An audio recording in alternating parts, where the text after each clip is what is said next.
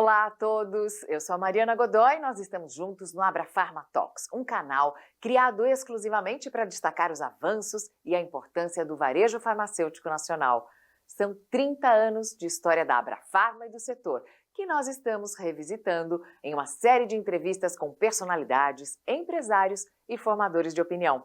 A cada episódio, vocês têm a oportunidade de acompanhar como as farmácias brasileiras se transformaram nessas 3 décadas e como elas se tornaram fundamentais para a saúde de milhões de brasileiros. E essa evolução está ligada diretamente à trajetória da Anvisa. Para discutir o papel da agência reguladora no desenvolvimento do setor no país, nós temos a honra de receber Dirceu Barbano. Entre os anos de 2008 e 2014, Dirceu atuou na Anvisa como diretor e também como diretor-presidente. Hoje, ele se dedica ao trabalho de consultor empresarial e é especialista em ambiente regulatório para a área da saúde. Seja muito bem-vindo, Dirceu. Obrigado, Mariana. É um prazer estar aqui. Bom, a Abrafarma completa 30 anos, já se consolidou como entidade representativa no varejo farmacêutico brasileiro. Agora, na relação com o poder público, como você enxerga a participação da associação? A Abrafarma teve um papel importantíssimo ao longo desse tempo, né? Porque foi parte de um grupo que apostou numa nova perspectiva para o varejo farmacêutico. E esse é um tema que no poder público interessa sempre, seja porque é um setor econômico, seja porque há muitas farmácias, movimenta um mercado importante com os medicamentos, mas também porque tem um papel relevante em relação à saúde pública. E conquistar um novo jeito de fazer o varejo com mais qualidade, com mais preocupação com o público consumidor, com um olhar mais focado nessa questão da saúde, foi uma agenda inaugurada pela Abrafarma, desde quando ela surgiu. E frente ao poder público, com as experiências que eu tive, tanto no Ministério da Saúde, à época que se criou o programa Farmácia Popular, depois na Anvisa, com as regulamentações a partir de 2008, cumpriu um papel importantíssimo nesse período todo. Então, a própria Abrafarma também considera a criação da Anvisa como um dos marcos nesses 30 anos de trajetória da entidade. Como é que você analisa o impacto da criação da Anvisa para a saúde e que contribuições a agência trouxe para modernizar o Estado brasileiro?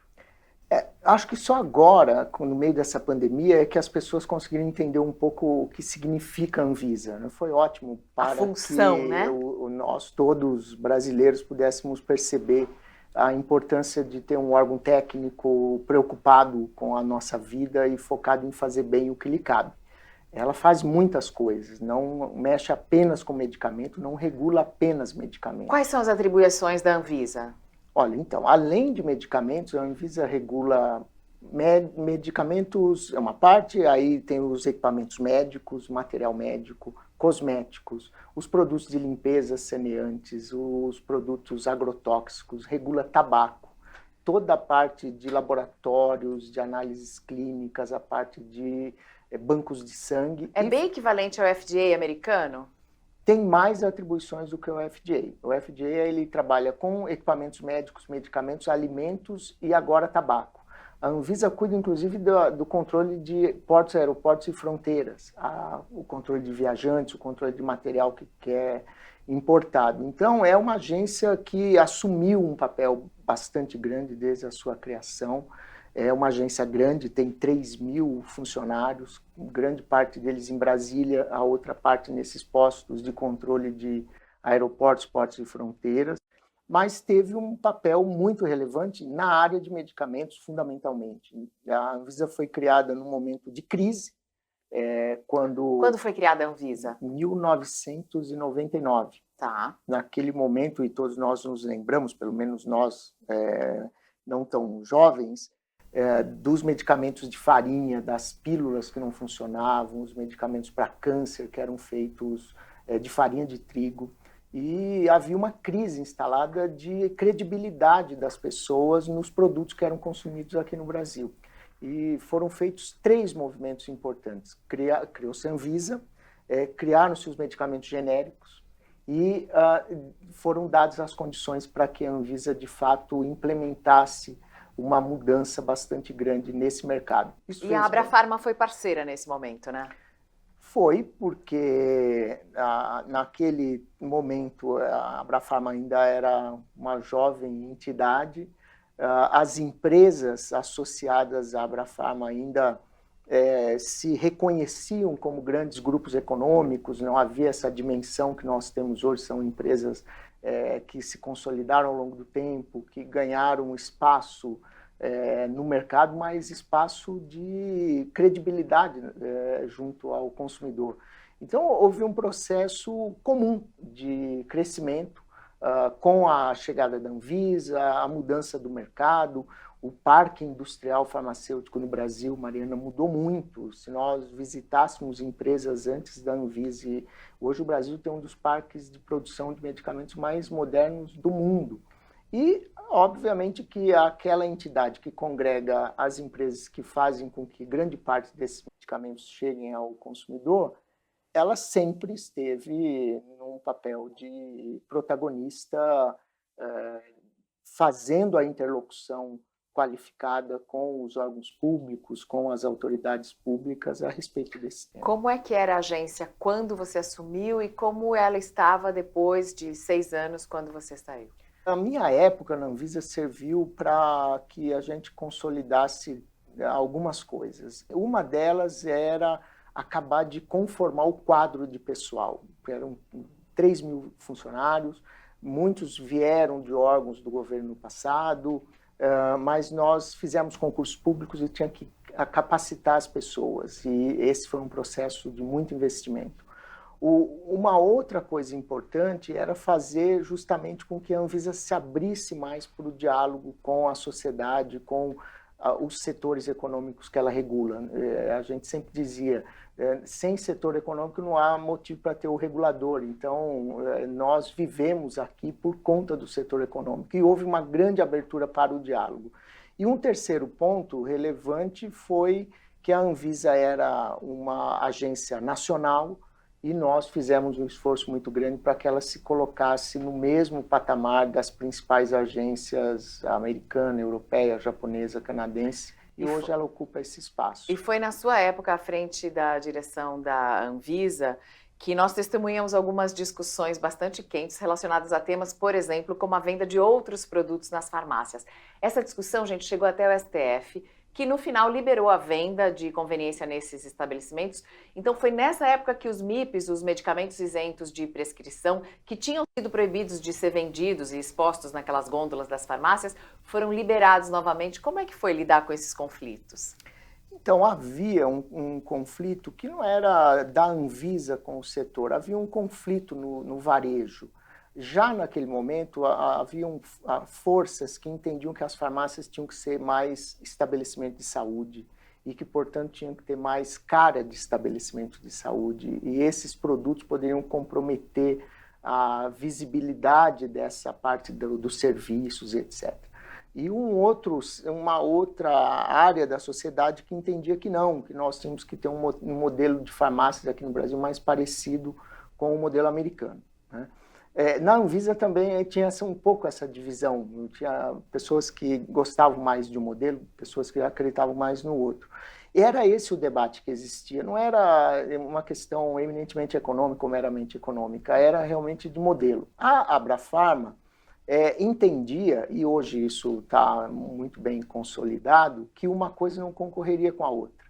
E a grande discussão naquela época foi realmente entender se essa perspectiva de que nós poderíamos ter um varejo qualificado do ponto de vista do serviço e mais aberto do ponto de vista do seu funcionamento, essa era a conversa, esse foi o debate que foi feito naquela época. A Abrafarma sempre se empenhou em assimilar alguns conceitos do mercado farmacêutico global, conceitos que poderiam mesmo ser incorporados aqui à realidade brasileira. Na sua opinião, o que a gente tem a aprender com o exterior? Olha, nós aprendemos já algumas coisas, né? Como você disse, a primeira é que as farmácias podem ser lojas atraentes, elas podem ser lojas que contemplam vários segmentos de produtos e podem servir de uma maneira mais efetiva às pessoas, né? Acho que ainda nos falta aprender uma parte importante que que medicamento de venda sob prescrição deva ser vendido apenas sob prescrição médica. Essa é uma discussão que ainda não está terminada no Brasil. Você vai hoje às farmácias e adquire medicamentos que necessitariam da receita sem a exigência da receita. Por exemplo, antibióticos? Os antibióticos já não, porque com o controle especial a farmácia é obrigada a reter uma via, mas aqueles medicamentos que têm tarja vermelha de venda sob prescrição e que não precisa reter a receita, ainda se vende aqui no Brasil sem a exigência da receita. O brasileiro gosta de tomar remédio, né? Mas, o antidepressivo vende não, sem receita? Antipertensivo, medicamento para diabetes, os anti-inflamatórios ainda. A Abrafarma sempre teve na sua pauta essa mudança, essa transformação também, justamente porque por serem empresas mais estruturadas, elas conseguem absorver o impacto disso. E aí sempre teve uma discussão muito grande qual seria o impacto de uma medida mais contundente do órgão regulador em relação a isso para as farmácias menores. E é uma discussão delicada, porque vai também da cultura do brasileiro, né? E de um ambiente que tem que levar em conta o nível de pobreza. Às vezes o paciente sabe o que ele tem que usar, precisa usar, sabe o que tem que tomar, mas nem sempre tem condições de ir ao médico conseguir a receita. E esse foi sempre um ponto relevante, porque o Brasil é esse país imenso, com as desigualdades regionais muito marcantes, às vezes nem tão regionais, mesmo entre cidades enormes como São Paulo, o que acontece nas regiões mais centrais, o que acontece na periferia, mesmo em cidade do interior. Então, é um desafio esse padrão com que as farmácias das empresas associadas da Abrafarma atuam hoje, como é que ele se reproduz nesses outros lugares. E essa discussão sempre foi difícil. Falando sobre saúde ainda, o que mais a gente poderia fazer para ampliar o acesso a quem precisa? Então, isso remete um pouco àquilo que nós falamos antes, né? Que farmácia, que modelo de farmácia. Eu, quando fui estudar farmácia em 1985, eu morava no interior, uma cidade pequena ao lado de São Carlos, e muitos dos meus colegas na faculdade, nós olhávamos aquela farmácia que existia na nossa cidade e tínhamos vontade de ser aquele farmacêutico, né? Então, que era uma farmácia de um profissional que tinha proximidade com a comunidade onde o estabelecimento estava e que conseguia, de fato, prestar um serviço que tivesse ligação com as pessoas.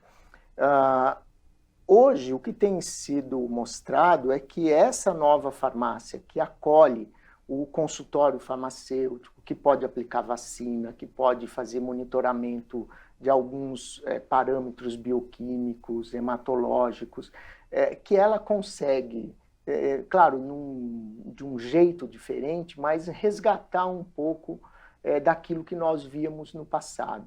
E claro que o consumidor, principalmente em grandes centros, ele também é muito diferente daquele que os nossos pais nos levavam na farmácia para medir a febre, para eventualmente tomar uma injeção para baixar a febre. Hoje o consumidor é muito diferente, o advento da venda remota, da entrega em casa, requer que as farmácias adquiram novos jeitos de fazer essa prestação de serviço. Eu acho que a farmácia ela é um estabelecimento de saúde, ela pode prestar serviços de saúde, ela está próxima das pessoas e tem muitas oportunidades ainda se abrindo e que nós vamos descobrir e as farmácias vão poder explorar ao longo do tempo. E hoje nós estamos testemunhando a relevância, a importância do trabalho da Anvisa na análise dos testes rápidos, na análise das vacinas e vários outros temas relacionados à Covid-19. A gente ainda tem muito a evoluir, na sua opinião. O que é que falta para a Anvisa chegar num patamar de super excelência?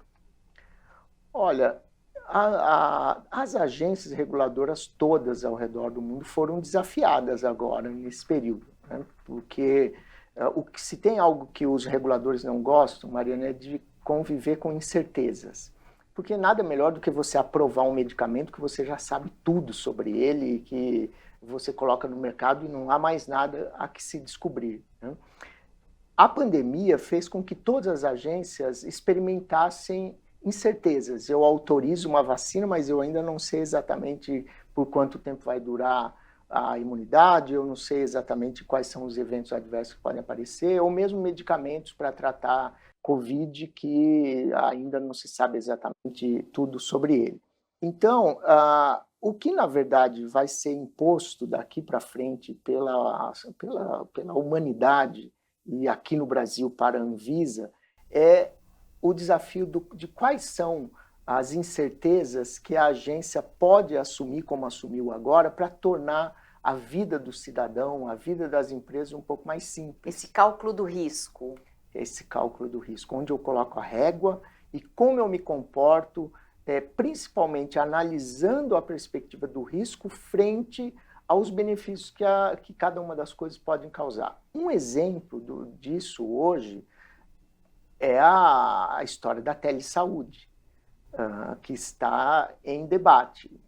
Com a pandemia, nós podemos fazer teleconsulta com médicos, com psicólogos, com farmacêuticos, mas isso é temporário. Todo o marco regulatório e legal a respeito de telesaúde ainda é provisório. Bom, e quando acabar a pandemia, todos esses benefícios não podem mais? E por quê? As agências terão de responder essa pergunta. Outra pergunta: o modelo que nós temos até hoje de desenvolver medicamentos, esse que faz estudo pré-clínico com animal, estudo de fase 1, 2 e 3, e os estudos de fase 3 normalmente são estudos enormes, com milhares de pessoas, no caso de vacinas, com até centenas de milhares, que não foi feito agora, e isso demanda muito tempo para fazer e muito dinheiro para fazer. Então, há uma discussão também de quais são as ferramentas que podem ser usadas no ambiente regulatório com inteligência artificial, para que essas certezas sejam construídas no mundo real. Porque a responsabilidade é muito grande. Né? Mas é muito grande, mas ao mesmo tempo ela é grande na hora de controlar e ter a certeza, mas ela precisa ser grande também quando é necessário que o produto chegue ao mercado. Um novo tratamento para um câncer que não tem tratamento, um tratamento para uma doença que não tem tratamento. O quanto que é custoso também você, por conta das ferramentas um pouco enferrujadas, que são de 40, 50 anos atrás, 2, 3 meses, 4 meses, 1 ano para um produto desse chegar ao mercado custa para a sociedade. Então, a Anvisa ela está sendo desafiada hoje por essas realidades e, no meu entendimento, esse é um debate que será feito globalmente. A Anvisa, como é uma grande agência, hoje discute com as agências centrais, ela terá de enfrentar essa discussão também. A gente tem hoje farmácias muito maiores, serviços farmacêuticos integrados com prescrição digital, várias modernidades. Como é que você avalia as farmácias hoje? E eu já vou emendar a minha última pergunta. Daqui a 30 anos, como é que você projeta a farmácia brasileira e o mercado de medicamentos no Brasil? Olha, eu vou começar por essa última parte para te dizer que eu desejo muito que daqui a 30 anos eu consiga ir às farmácias, que já vai ser uma coisa maravilhosa. Mas as farmácias hoje, elas estão muito diferentes, como nós já falamos, porque aquilo que se vende dentro da farmácia está diferente. O Brasil tem medicamentos de muita qualidade, uma indústria que fabrica medicamentos com um padrão altíssimo de qualidade, e tem produtos não medicamentos, cosméticos, produtos de higiene pessoal, todos que são de... Nós, antigamente, só achávamos determinadas coisas que são vendidas nas farmácias hoje fora do Brasil. Então, a farmácia é um ponto de consumo e de solução de problemas nossos do dia a dia muito importante e tem absorvido essa questão da prestação do serviço. Eu acho que isso é muito legal, muito bom. Bom, Daqui 30 anos, eu sempre falo quando alguém me pergunta isso, Mariana, porque se há 30 anos atrás me perguntasse como seria a farmácia de 30 anos para frente, eu acho que eu não conseguiria imaginar essa farmácia que a gente tem hoje, né? Mas o fato é que tem algumas coisas que vão desafiar o setor, e os empresários sabem disso. O consumidor não quer mais sair de casa, ele não quer ir a lojas. Um ponto importantíssimo, quanto que as farmácias, nesse modelo de ponto de varejo, vão continuar funcionando dessa forma daqui 30 anos.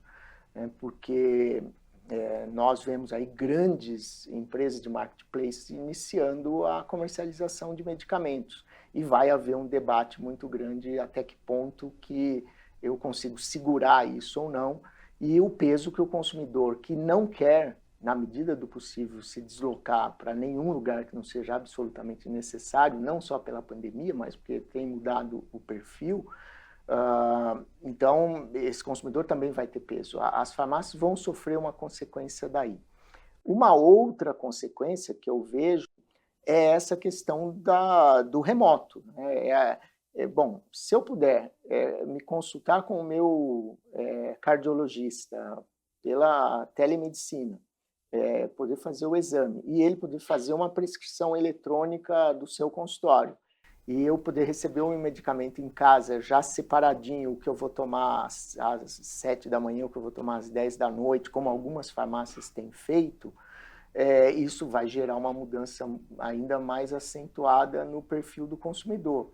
Então, eu vejo para o futuro uma farmácia que vai ter esse desafio de o quanto que ela presta de serviços à distância e como ela vai fazer isso, como ela absorve esse comportamento do mercado remoto e virtual.